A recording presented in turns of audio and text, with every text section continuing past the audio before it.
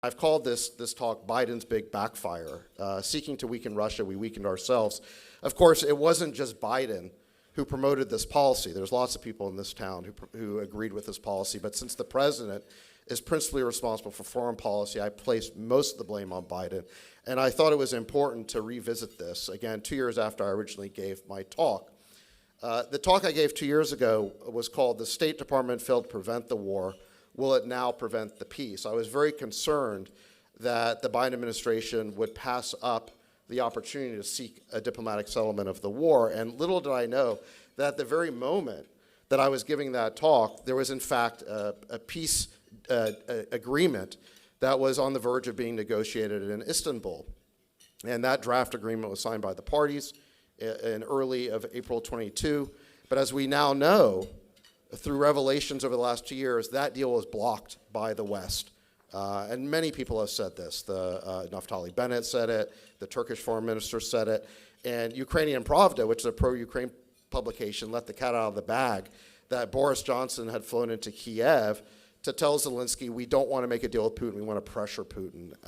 So this story now has become undeniable. That's why the Wall Street Journal just did a piece talking about how there was a peace deal available in Istanbul, but they called the terms punishing. So they've had to now acknowledge that we did deliberately pass up the opportunity for peace, but they've tried to say that the terms weren't good enough. In fact, the terms were favorable, and certainly more favorable than anything Ukraine's going to get now, and it would have avoided all of the destruction of this war.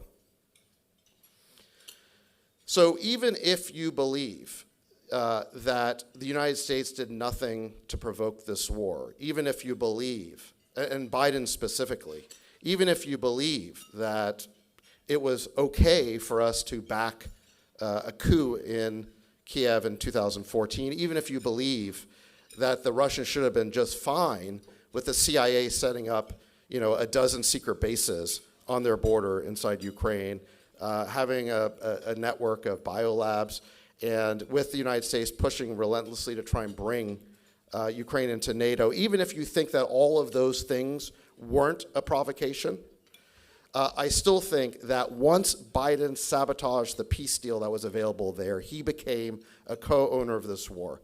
So like I say, it takes two to tango. Putin may have ordered the invasion, but Biden sabotaged the peace. And what I want to talk about is Biden's policy here of deliberately perpetuating this proxy war against Russia. Again, this was not something that fell into his lap as sort of a accidental thing that he didn't have anything to do with. This was a deliberate policy choice. And this policy choice, he, I think, obstinately doubled down on the fall of 2022 when Mark Milley said that we should negotiate. This is the high watermark for the Ukrainians. They've accomplished everything they possibly can on the battlefield. This is the time we should really make a deal. And I know that most of you think that Mark Milley, you just know Mark Milley as a DEI advocate. But in fact, he's actually Biden's chief military advisor, or was at this time being the chairman of the Joint Chiefs. And Biden, again, ignored this advice. Milley was sent to the woodshed. They told him to shut up. We're not making a deal. We're going to push on. We're going to fight this counteroffensive. And we know this policy is well on its way to backfiring massively.